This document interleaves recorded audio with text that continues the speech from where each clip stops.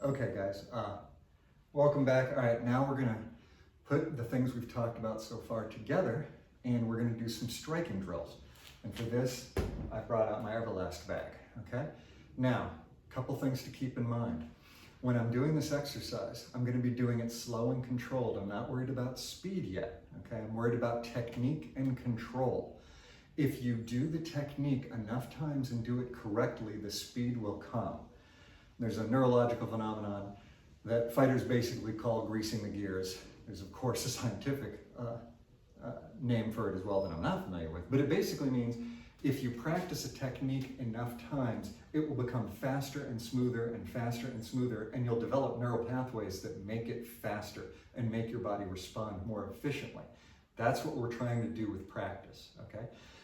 What we're going to be doing today is we're going to be moving forward from our guard, and we're going to be striking the opponent, our target. I'm going to be striking it as far down on my weapon as I can. I'm going to be trying to use the tip and certainly no farther down the first third of the blade.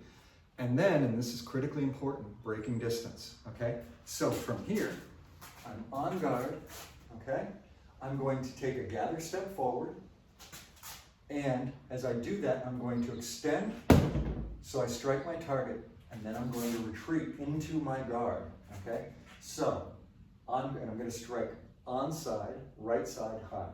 So, on guard, and from here I'm going to step and attack, and recover.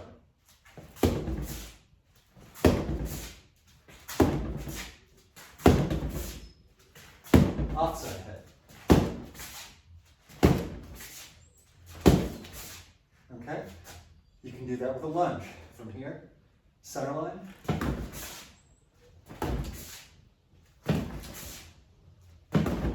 Okay? But the key to this exercise is not the speed. Frankly, I should have been doing it a lot slower to demonstrate.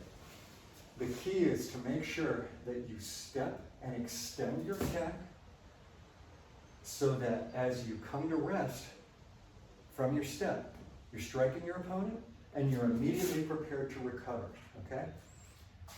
Start this exercise just very basically from an on guard, stepping forward, strike, recover, strike, recover, strike, recover, okay?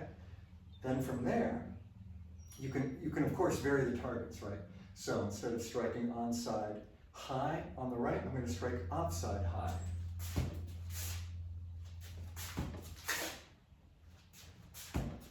Offside low. Okay?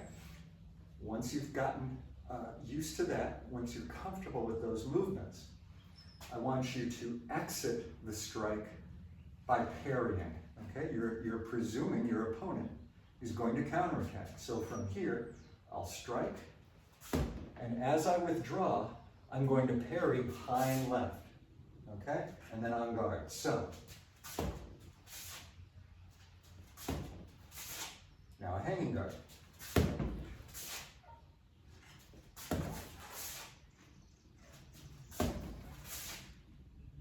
Hanging guard to the right. Okay? And then finally, you can practice this by stacking the attacks from a parry. So from here, I'll attack, parry, and then riposte. Boom, parry, riposte, on guard. Attack, parry, riposte, on guard. Attack, parry, riposte, on guard, okay?